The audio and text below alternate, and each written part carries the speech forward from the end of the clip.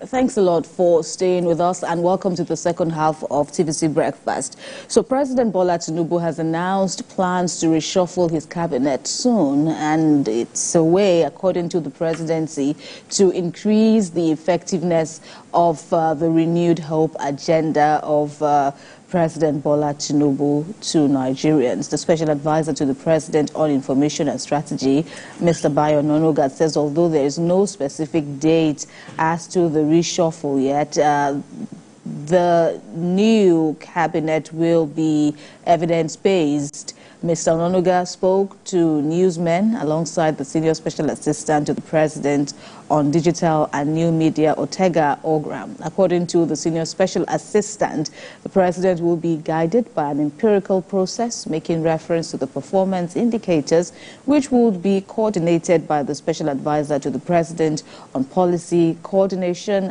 and the head of the Central Delivery Coordination Unit, that's Hadiza Bala Usman. We bring in now public affairs analyst Biodun Shomi to speak to these issues. You're welcome, Mr. Shomi. So what do you make of this? Yes, indeed, at the point, it's about a year, okay, more than a year now when they were sworn in.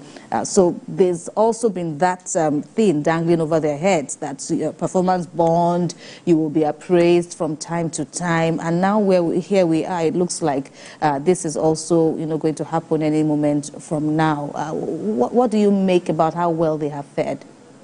In the first instance, when the cabinet came into being in August last year, the president made it very clear that performance will be assessed over a period of time, and his reaction will be based on the performances recorded for each minister. Of course, obviously there will be performance indicators, and which will be used to assess those ministries and the ministers on their performance. Now, a year, a month down the line, or two down the line, we now have this becoming a reality. One, you see the fact that Mr. President is serious about his intention to ensure that his administration is evidence-based. That is, whatever each minister is doing will have to be based on evidence generated, with a view to prove your effectiveness or otherwise. And therefore, that would be what will determine whether you retain your job or you have to go for someone else to do the job, or probably you need to move from one ministry to the other where you may be more efficient. So, of course, that is good for the country. But on the ministries, we have a lot going on in Nigeria currently. We have huge issues around the economy, challenges, which government is trying to deal with. You have social issues and so many other security issues, even food production and all that, ecological problems. Now, funds are being allocated, for all these problems. So, from my reading, from what Bayo Onanuga made very clear, it's obvious that, of course, ministers will have to be assessed about their performance and how effectively they've been able to communicate, whatever they have achieved to the public. Because don't forget, there's also a perception problem. Government can be doing, can achieve a lot. You can record so many successes on your papers. If these are not effectively communicated with the public, if the public are not engaged, in the way some ministers have done in this government, engaging the public, then it means they have not been doing anything in the eyes of the public. Whereas the records are there that they have done a lot. Because there's a need, if government fails to do that, they will not change the narrative. The narrative needs to be improved, and I think that is where they are focused. We heard about ministers not wanting to talk to the media. Of course, that is not good enough. If you are occupying a public office, you should be confident enough, to talk to the media, engage the public, and tell them exactly what you have been doing, what you have not been doing, the challenges you are facing, with a view, so that the public will understand. Against that, sorry to butt in, against that backdrop, opposition parties have actually cashed in on this, saying that one of the papers actually put it there that ministers struggle to defend the current administration's reforms and all of that. Is that to say that, could that be that they also, we have the hope agenda, Is it that they don't themselves believe in it, or they do not understand the president's mindset, what the president has in his head that he wants to transform, or translate into reality? Is it that they don't have understanding of it, or they are not bold enough to defend what they are doing? Or it's just not in their calling, if there's some justification for that. Maybe they are just this kind of reticent now, reticent people that let their works do the talk, not them talking about what they've achieved. Yes, I don't think the president would appoint anybody who will not share his agenda. Whoever is a minister today must have actually keyed into the New Hope agenda. Right. There's no doubt about that. But what you see is that it's not everybody that is confident enough to talk to the public. You have situations where you can have a very brilliant writer who is not a good communicator. It's not everybody, who can, face the press. At times, for reasons best known, don't forget we have different personal construct psychology, and because of our differences in personal construct, you realize that some people are able to, communicate easily. Some people are shy.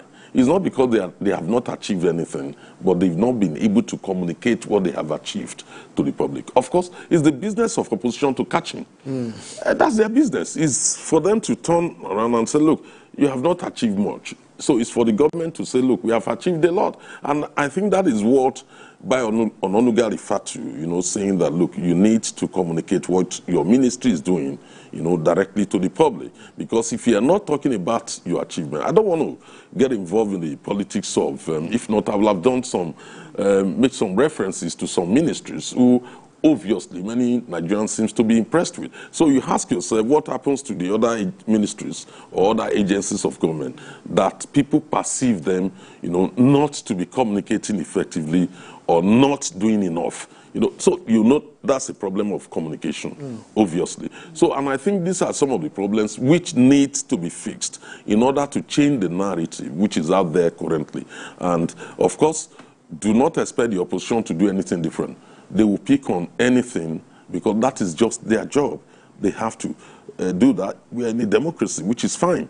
But for the government, it's important for Mr. President to ensure that not only successes being recorded by this administration, but are communicated.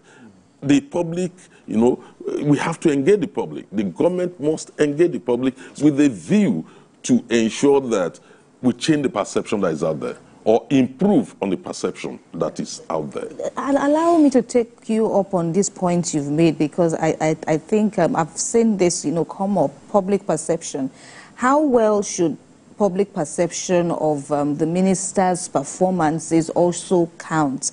As the government says, it's going to assess them by what they've done, by how well they've sold, their ministry sold the agenda of the president.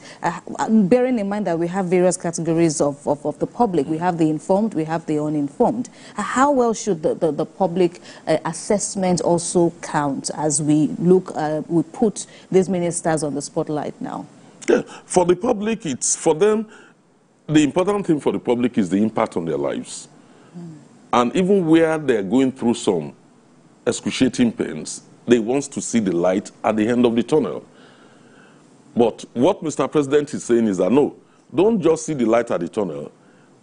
They should begin to see the light at the beginning of the tunnel, so that the tunnel, you can easily go through the tunnel, to the end. You can walk through it, you can bear the brunt, of the measures being taken to correct, the challenges within the economy.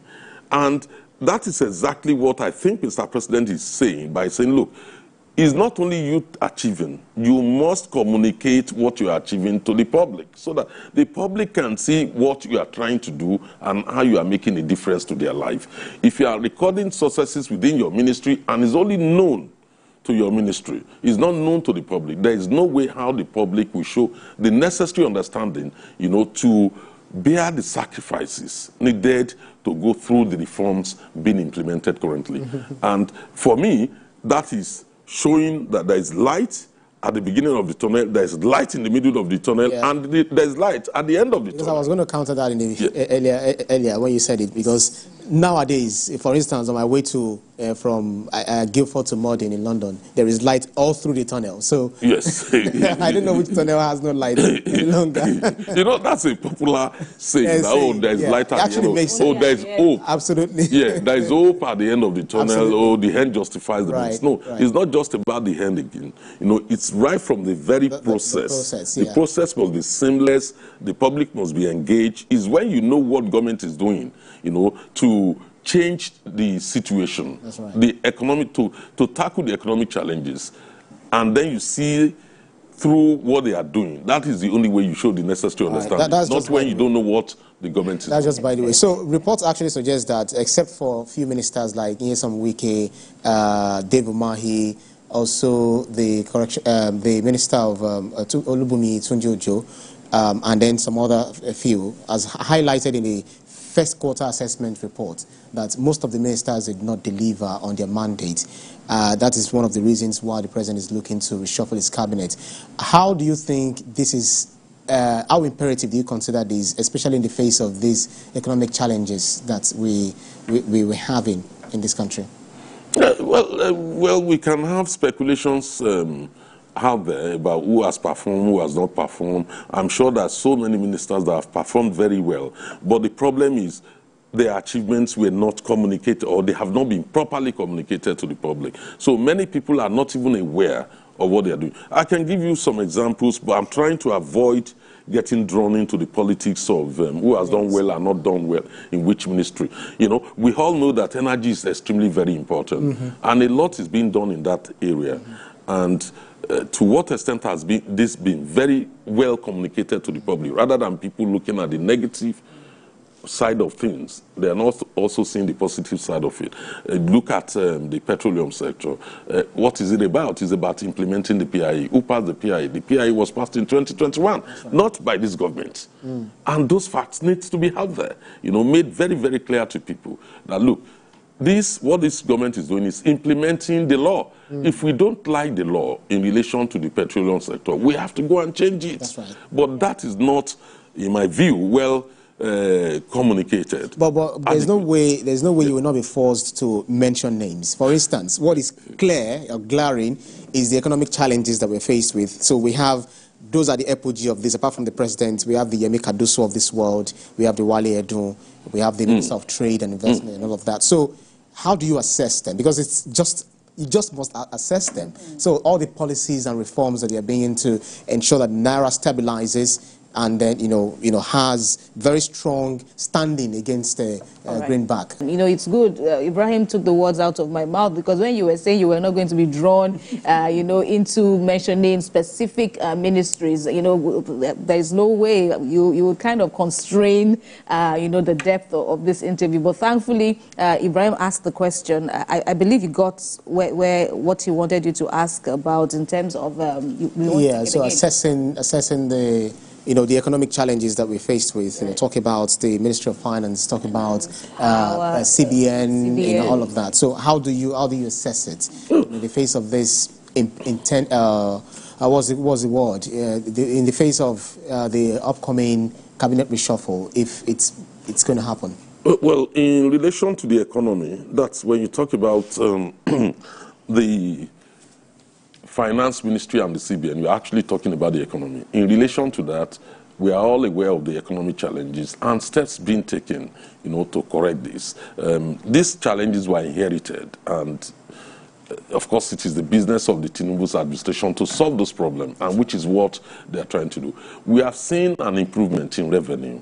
If you look at the efforts that have been made by Federal Internal Revenue Service, we have seen a considerable increase in revenue, and that's also being shared, with the state governments and local government. We've also seen the monetary policies implemented by the governor of Central Bank, Yemi Kaduso. So we are beginning to see that inflation is now receding. What we have is not really caused necessarily by CBN, but by food inflation. That is what we have. That is what has driven the index inflation upwards, up to 34%. Now that's going down to 32%. So we are recording some successes which are now being communicated. We are beginning to see the effect of those successes within the economy, one way or the other. We are beginning, just yesterday I was reading about Mobile, that's actually pulled out of the onshore investment, now wanting to go back to the offshore with $10 billion. That's a massive amount of investment, that will be going into the economy. We've seen the fiscal policies being taken, implemented also, and the government is now trying to focus on diversifying the economy through agriculture. So a lot is being done in that area and being well communicated, to the public. But you also have some other areas. For instance, there are a lot that can be done, which are not yet clear to everybody. The level of intervention federal government is making in agriculture is not clear to me. I mean, I'm sure many people are not aware of that. And I know that government is doing a lot in that area. When you look at the issue of ecological funds, how do we ensure that these funds are properly utilized, and to avert the kind of problems we are having? How do we tap into those, what we call challenges, ecological challenges, tap into them and turn them into, to boost our marine economy? So there are a lot of issues that can be dealt with within that area, and a lot is being done by government. The issue, I think, is communication. Getting those information known to the public. If the public are not aware of them, there is no way they can show the necessary understanding. Right. But then you've also, spoken about the light at the end of the tunnel, bearing in mind also that, the government is also is struggling, so to speak. It has, immense burdens on its hands. It has also asked for more patience from Nigerians. So my question is, essentially, how well do you think this rejigging fits into the presidency's progress so far? Because it has over and over again asked for understanding of the people as it runs with all these challenges, or runs against these challenges. So what's the justification for this rejigging amidst the renewed hope agenda? What seems very clear is that problems were inherited, solutions have been proffered, and they're now being implemented. So along the line, there has to be constant review of progress being made. And within that context, the president has to focus on his appointees. What exactly are you doing in this area? We have had, for instance, about the efforts to reduce the cost of governance in Nigeria. He has a committee looking into the issue of Orosai's report, to merge agencies and some ministries. So there are a lot of issues. He needs to look into how far have you made progress in this area? What are the problems here? How do we resolve it? Which cap fits, the head in each ministries? In some cases, it's not about having a minister not performing. No, that may not be the case. It may simply mean moving a minister from one ministry to another ministry where he can perform. Go and look at the records of all the ministers appointed by this government. You will see that apart from being politicians, not all of them are politicians, many of them are politicians. You also see that both the politicians and those who are not politicians, they have achieved so much in their life. They were not just appointed, out of the blues. These are people who have recorded successes in life, who have performed in one sector or the other, who are brought into government. So it's important for government to see how they are performing in terms of the programs of the renewed hope agenda. And you cannot leave ministers out of that review. In fact, the ministers are the ones driving those agenda through each of the ministries. So within that context, government is bound to look into it and say, look, what is being done here? What do we need to do? Do we need to change the minister? Do we need to transfer the minister? Or what steps are being taken, to ensure that we have a better, effective delivery and communication of successes recorded, to the public. Interesting stuff. As you're talking, I'm just, trying to check some things, because off the air, we mentioned we are looking at ministries. What about the departments and agencies? For instance, looking at the National Orientation Agency, on their website, noa.gov.ng. I try to see the latest news coming from there, and it's clearly written, no news update, no news update. And even some of the backstories, try to see whether they are backstories. I can't even find anything. So the website is just as bland as anything. So if Nigerians even want to get information, well, I can see that the national anthem, the revised standard edition, has been uploaded. Maybe that's the latest information they've got. So what role do you think this is also playing in, further sending or disseminating the information from the federal government to the people? Because back in the day, it used to be, we hear so many jingles, so many things, different, media organizations, especially the NT of this world. But now we have proliferation of the media. How much are they using the social media? That we have many youths, and then the conventional media and the unconventional ones. Do you think they are really living up to the task? Let me start from the National Retention Agency. We know that that's a very important agency when you talk about going back to basic values, because we have had collapse of values in our country, and it's important to reshape, the youths to embrace the values. It does not really stop with them. It starts from school. But how this is being picked up with a view to promote, the good values of our country, at least the social values. I cannot see the NOA playing a role in there. It's an agency that seems to have been quiet over a period of time. Maybe they are doing a lot that is not known to the public. I don't know, but... so if they are doing a lot and not known to the public... And you can't even find it on their website. Yeah. So probably that's part of what Bayo Onanuga tried to communicate, to the public, to say, look, Mr. President has tasked each ministry, including the agencies under them. Whatever you're doing, you need to communicate it. The public needs to know. So if you cannot find basic information on National Orientation Agency's website, then that is it all. So that we don't go too much into assessing what we are not supposed to assess. But basically, correctly, there are different, it's not just up to Ministry of Information, to disseminate government activities. Right. It's also up to each ministry. Respective ministries. Yes. Even, look, they all have press officers in each ministries. They have their own press department. So whatever you are doing, you need to communicate it to the public. And if you're not doing that, the public may think you are not doing enough or you have not done anything, when in reality you have done a lot. Right, but if we can even do a post-mortem of the regular cycles of assessing minister designates and all of that, haven't we perhaps come to that time where before you present your list of ministers even to the National Assembly, let's even know what portfolio they will, be running under. That has always been the trend, and we saw it even now. And now that we should be expecting a new list of ministers, it's expected that they will have their day, before the senators to be screened. Shouldn't we also get to the point where we know what you, for example, what position you will be occupying, so that will also help us to assess one's general capacity for the job? Yeah. We are assuming that some ministers will be dropped and new ones will be brought in. We don't know. Right. And some ministries might be scrapped. We still don't know until the president actually make those pronouncements. Okay. It may mean reshuffling cabinet does not necessarily mean they will drop ministers. Okay, so then they may not. It may mean, yes, they may not need to go for screening if nobody is being dropped.